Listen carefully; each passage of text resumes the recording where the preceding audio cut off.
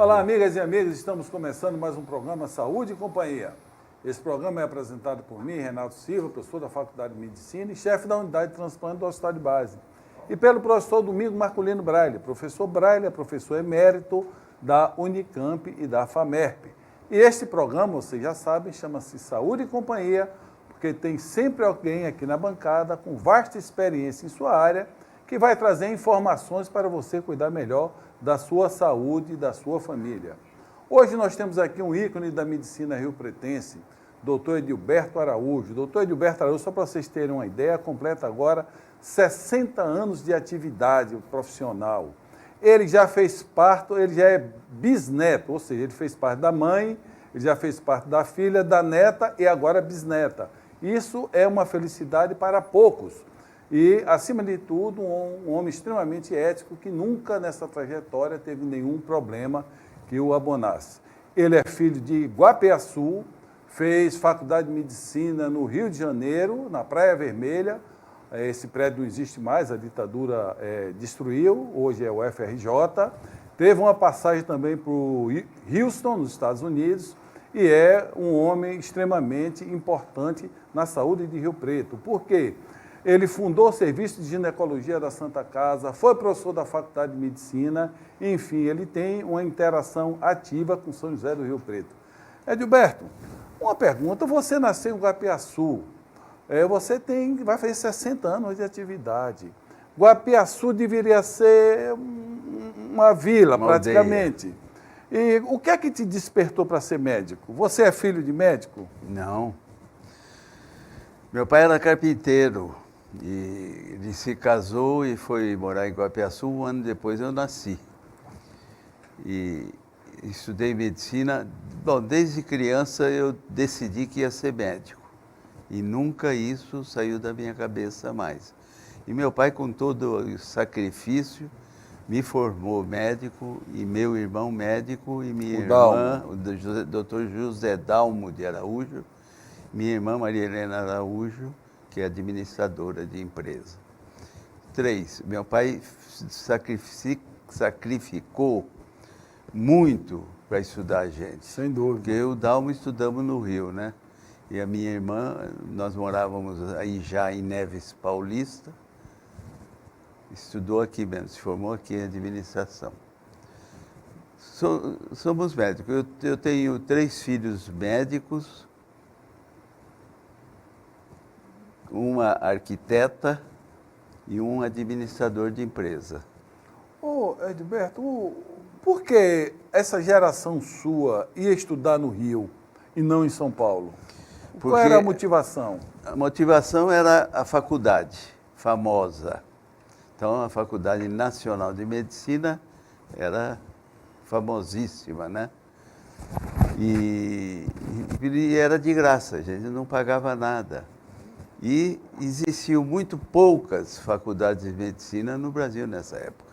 Para se ter uma ideia, o Rio de Janeiro, naquela época, tinha a minha faculdade, a nacional, tinha as ciências médicas, que era particular, e a medicina e cirurgia, Faculdade de Medicina e Cirurgia, que também era particular. Depois foi estadualizada. O Rio de Janeiro, a Faculdade Nacional, era considerada a melhor faculdade de medicina do Brasil. Porque naquele tempo a USP estava engatinhando, não era USP ainda, e tinha a Federal, que era a Faculdade Paulista de Medicina, que se transformou em Federal, mais recentemente. Então, para se entrar nas faculdades de São Paulo, era uma concorrência imensa, enorme, que o estado de São Paulo inteiro que queria estudar medicina ia lá. E no Rio não era tanto, isso que nós botamos na balança, não era tanto, era até um pouco mais, porque não tinha limite. Para você ter uma ideia, nós entramos em 172, era 100 vagas. Mas o João Goulart mandou matricular todo mundo, os excedentes. 172. Mas como era que vocês saíam daqui para o Rio? Qual era a trajetória? Porque nós estamos falando de 70 anos atrás. Como era que vocês saíam daqui para ir para o Rio? Qual era o caminho? Daqui para São Paulo. Então eu pegava o trem, naquele tempo tinha trem, Estrada de Ferro, Araraquarense. Eu pegava o trem de manhã às 8 horas, aqui em Rio Preto, e chegava em São Paulo 6, 7 horas da noite. Era 10, 12 horas de viagem Rio daqui Preto, a São Paulo, Paulo, de trem. Aí lá nós pegávamos um ônibus do Expresso Brasileiro ou da Cometa. Tinha duas linhas para o Rio. E aí a gente pensava. Então a gente gastava daqui de Rio Preto até o Rio de Janeiro praticamente 24 horas. 24 horas. Você tem noção de custo? Uma passagem dessa de trem, era muito caro, era muito barato? O impacto dessa viagem?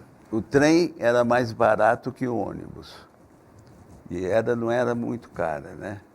E o Cometa era um preço também, fica difícil avaliar, comparar o preço de agora com o preço de antigamente. Mas não era caro.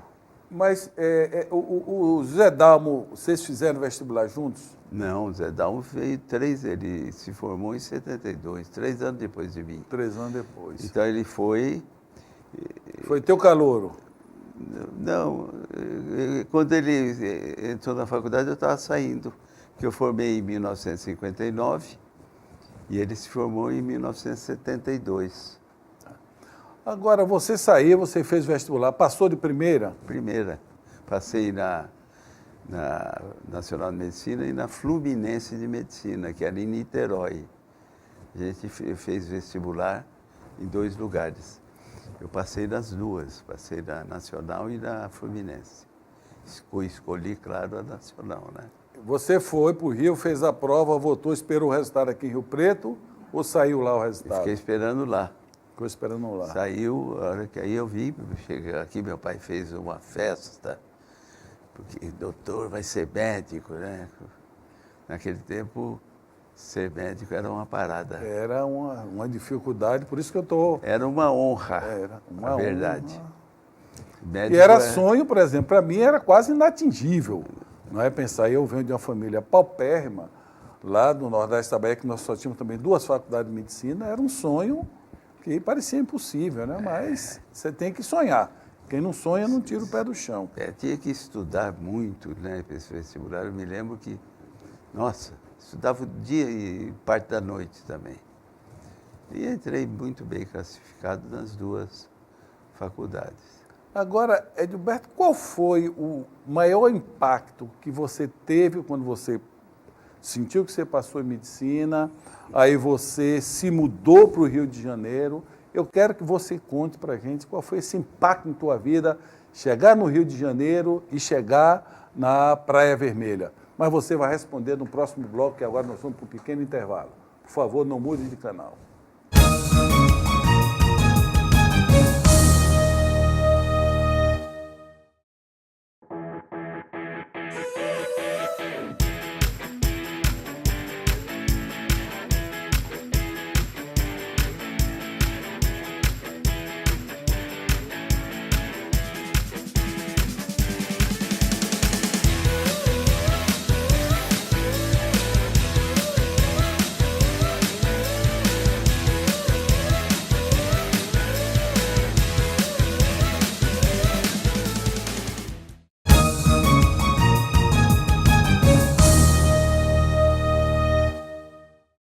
Olá, amigas e amigos, estamos voltando com o segundo bloco do programa Saúde e Companhia, hoje com a presença do Dr. Edilberto Araújo, um homem que tem uma história fantástica na medicina, e no bloco anterior eu perguntei a ele como é que foi mudar de Iguapeaçu e de repente estar na capital do país, Rio de Janeiro. Teve muito impacto em tua vida? Muito. Nossa. E no Rio de Janeiro, e sem dinheiro, às vezes não tinha dinheiro nem para ir ao cinema, né? Então foi um impacto de sair de uma cidade pequena e ir para uma capital maravilhosa. Até me lembro bem o suicídio do Getúlio Vargas. Eu estava no bonde, ali na Rua do Catete, e estava de bonde para ir na Santa Casa, ter uma aula na Santa Casa. E quando o bonde chegou ali, foi chegando perto do castelo, ele desviou pela rua Ferreira Viana e foi para a Praia do Flamengo e foi pela praia até a cidade. Mas esse desvio foi por causa do suicídio do Getúlio Vargas. Você chegou a encontrá-lo lá, por acaso, passando? O Getúlio Vargas? Duas vezes. Duas vezes. Uma vez num simpósio de medicina de clínica na cidade e a outra vez em comício que ele fez pelo PTB, né, que ele fundou o Partido Trabalhista Brasileiro e indicado por ele ia ser candidato e ele foi e fez um discurso e depois teve aquela briga toda com o Carlos Lacerda, Major Vaz, enfim. Edilberto, voltando agora à medicina, a gente, nós, basicamente, quem quer fazer cirurgia já entra na faculdade sabendo que quer ser cirurgião. Como é que despertou em você a paixão pela obstetrícia e ginecologia? Quando é que você decidiu, em que ano da faculdade você disse, é isso aqui que eu quero fazer para o resto de minha vida e faz tão bem até hoje? Uma decisão antes da faculdade. Quando eu entrei no colegial, eu já estava na cabeça que eu ia ser ginecologista, ia cuidar das mulheres. Tá. E sempre fui orientando durante a faculdade, os meus estudos sempre foram orientados para aprender mais sobre ginecologia e obstetrícia, né? E mama, né? Mama, trabalhei no Rio, fiz uma especialização e, enfim, fui da fundação da Sociedade Brasileira de Patologia, era o nome, e que elegemos no Hospital do Câncer, no Rio, elegemos como era o nome dele? Era um médico especialista em mama que trabalhava no Hospital do Câncer do Rio. E no dia 6 de junho foi criada a Sociedade Brasileira de Patologia Mamária. 6 de junho. 6 de junho. Edilberto, você acabou a tua formação lá, você teve uma passagem pelos Estados Unidos na década de 70. Você estava lá ou estava aqui? Já estava aqui. Como é que você decidiu vir para Rio Preto? Era uma coisa natural ou... Natural porque meu pai já tinha se mudado para cá. Não ficou fascinado pelo mar e disse, aqui que eu vou ficar no Rio de Janeiro? Não, eu não fiquei lá por azar meu. A turma anterior à minha se formou e trabalhava no Souza Aguiar, que eu trabalhei 2 anos no Hospital Souza Aguiar, pronto-socorro. A turma anterior foi aproveitada foi nomeado médico do Estado. A minha turma, não. Nós fomos até no João Goulart, viramos, mexendo para ver se a gente era nomeado. Se eu tivesse sido nomeado, eu teria ficado no Rio de Janeiro. Rio Preto ganhou. Rio Preto ganhou. Aí, na turma seguinte, foi chamado também. Só nós que não. Então, meu pai já morava aqui, eu já conhecia a Santa Casa aqui. Enfim, vim para cá e comecei a trabalhar aqui. Quando você voltou para Rio Preto, quantos ginecologistas existiam? Deixa eu ver. Quando eu instalei o consultório em Rio Preto tinha 84 médicos. Em 1961. 84 médicos Rio Preto tinha. Deveria ter aí talvez uns 10 que faziam ginecologia. Na verdade, não tinha... Todo mundo fazia tudo um pouco, mesmo sem a formação. Isso. E eu estipulei que eu ia fazer só ginecologia, obstetrícia e mama, né? Mastologia. E foi. E aí foi, em 68 criamos a Faculdade de Medicina, fui professor 10 anos, e organizamos, terminamos o hospital de base, trabalhamos muito e, felizmente, a nossa faculdade é uma senhora faculdade de medicina.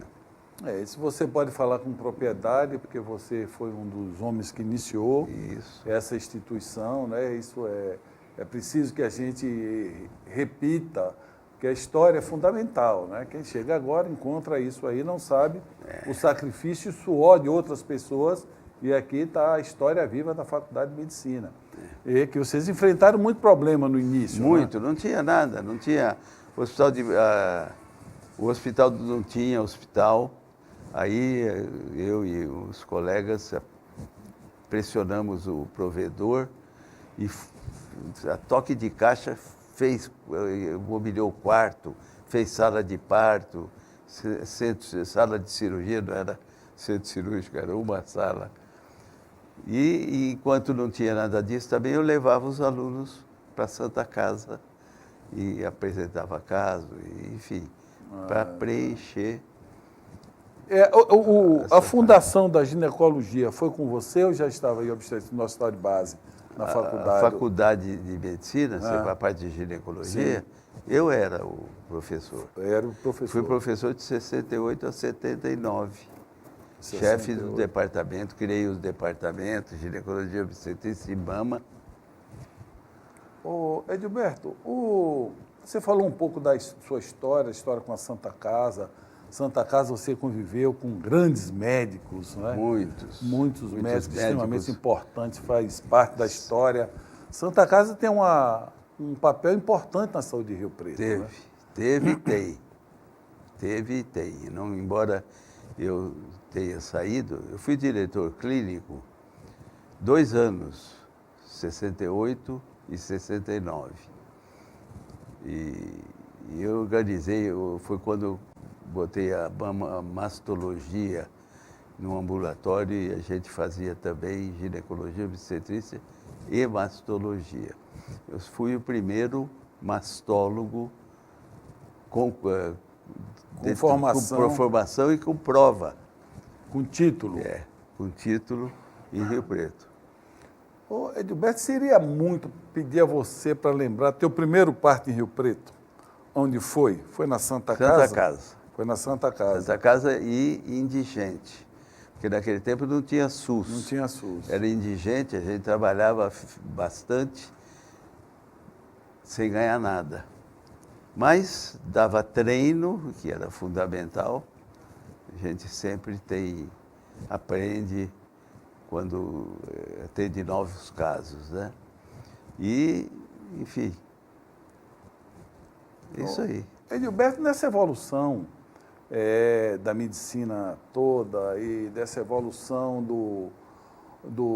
da obstetrícia, da ginecologia, qual é a reflexão que você faz? Por exemplo, existe uma discussão muito grande sobre o número de cesáreas no Brasil e eu queria ouvir tua opinião, mas isso você vai responder no próximo bloco, nós vamos para um pequeno intervalo.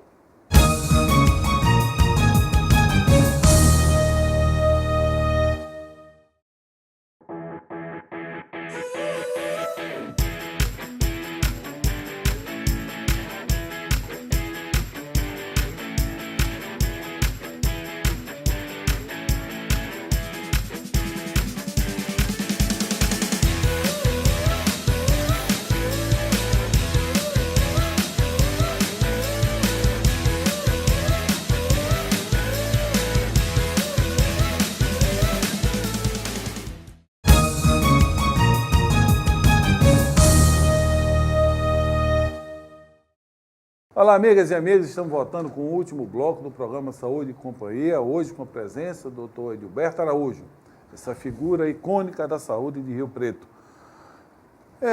Edilberto, no bloco anterior eu perguntei a você como é que está o Brasil em relação à cesárea, como é que está as indicações, a mulher exigente para não ter parto normal, enfim, essa trajetória tua de 60 anos de médico, faz um resumo aí, por favor. O resumo é o seguinte, nós poderíamos estar trabalhando como há 50 anos atrás. A mulher entrava em trabalho de parto, o médico obstetra acompanhava e eu tinha uma parteira.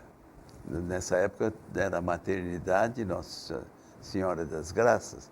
Tinha 2 parteiras, a Beatriz e a Otacília, que ajudava muito o acompanhamento. A conduzir o parto.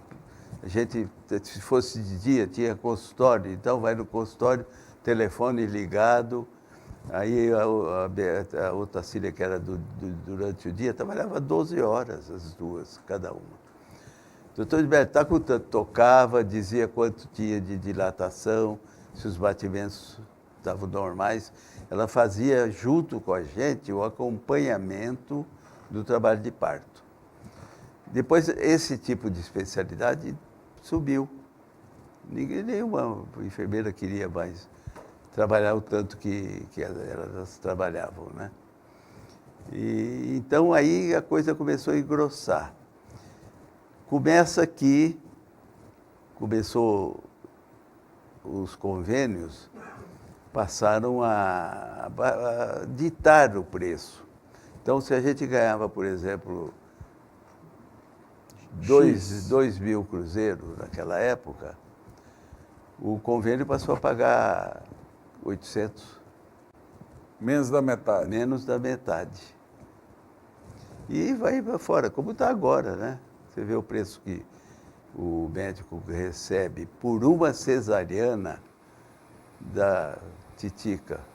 E para parto normal é mesmo o preço da cesariana. Só que o médico tem que ficar ali ao lado, porque se não correr bem... 10, 12 horas. E isso atrapalhava também o movimento do consultório. Porque eu tive uma época que eu fazia 20 partos por dia, por cada 24 horas. 20 partos? 1965. Foi o auge, foi quando veio que depois ficou meu sócio, o doutor Otávio Almeida Luz, veio dos Estados Unidos, ele morou 9 anos nos Estados Unidos, veio para cá. Eu até pedi para ele trazer o laparoscópio, o primeiro laparoscópio do Rio Preto foi o nosso. Interessante. Mas não era videoscópio, não podia, é só para diagnóstico. Rígido. E foi o primeiro laparoscópio de Rio Preto. Enfim, nós fomos dançando conforme a música, né? Mas a incidência de cesariana aumentou muito por culpa das próprias pacientes. Porque elas não querem ficar 9, 10 horas, 12 horas em trabalho de parto. E a cesariana você marca a hora, marca o dia, faz 24 horas, 36 horas está na rua. Nascimento com hora marcada. Hora marcada. E está na rua, né, entre 2 dias. Edilberto, para uma senhora, uma jovem que está nos assistindo agora, quais são as preocupações que ela tem que ter para evitar o câncer de mama? Evitar propriamente, não, mas o fundamental é o diagnóstico precoce. Por isso que nós não tem nódulo nem nada, tem lá um foco de microcalcificações, você faz a biópsia, é câncer. Retira-se, opera e tira-se aquela área e completa com radioterapia, enfim, eventualmente, por casos mais avançados, a quimioterapia. O jeito de evitar, o que se poderia falar é que a mulher amamentasse aí 8, 10 filhos. Hoje ninguém tem mais que 2, 3 filhos. Então, e às vezes não amamenta. Não quer amamentar, né? Não, amamenta o seio e fica feio depois de uma lactação de meses, né? Então, às vezes a mulher não quer sacrificar a aparência, enfim. O autoexame é realmente importante? Você recomenda? O autoexame é bom, mas é só para quando a paciente apresenta nódulo. A palpação, ela percebe o nódulo. Que hoje já é raro, porque as pacientes estão indo muito antes de o câncer se tornar um nódulo palpável. Como eu falei, tem na mamografia sinais bem característicos que levam a fazer a biópsia e faz o diagnóstico. Então, antigamente, a gente fazia em todas as pacientes a mastectomia radical, que eu fui o primeiro que fez em Rio Preto. Tirava toda a mama, tudo com esvaziamento axilar, e contava os gânglios, tinha uma média de 10, 12 gânglios junto com a peça. Fazia-se o exame histopatológico dos gânglios para ver se tinha invasão. Se tivesse invasão, a gente complementava com radioterapia. Se não, a cirurgia era suficiente para curar a paciente, que era muito no começo. E quando é que você indica para a sua doente fazer a mamografia? Bom, em primeiro lugar, se existir na família alguém, mãe, avó, materna, eu exijo que faça dos 30 anos, a partir dos 30 anos.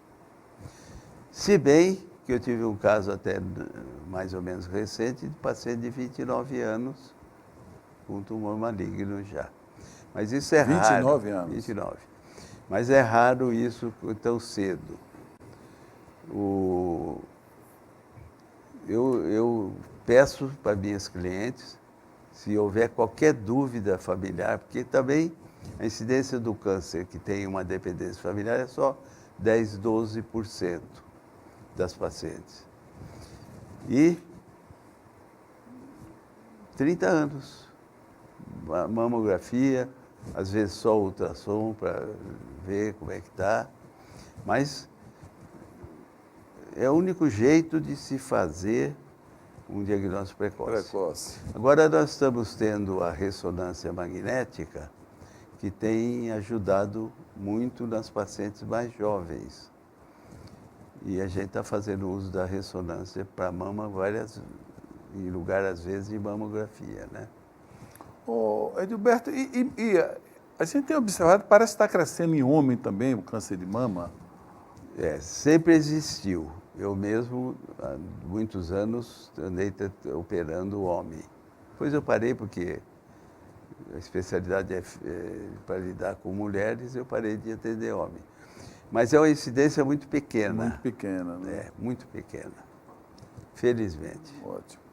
Edilberto, nós estamos chegando no final do programa. Eu gostaria que você deixasse uma mensagem para o nosso telespectador, por favor.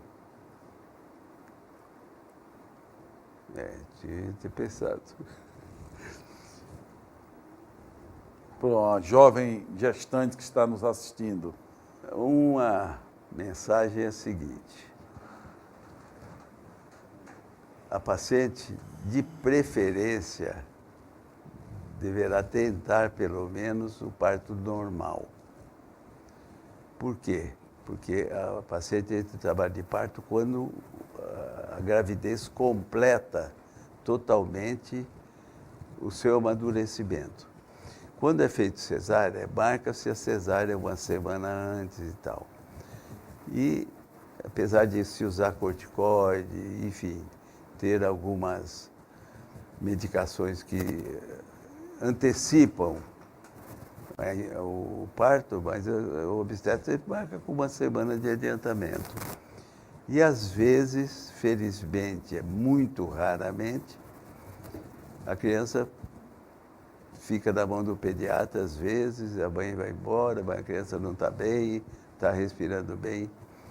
Enfim, o ideal é ter o filho na data que a gravidez esteja completamente madura. Isso é muito importante. Isso aí.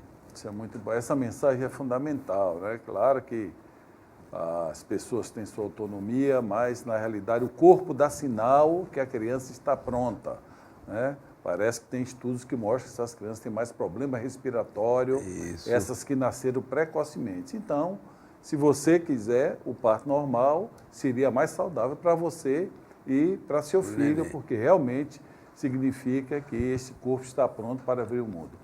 Edilberto, obrigado a você, paz e saúde para todos e até a próxima semana.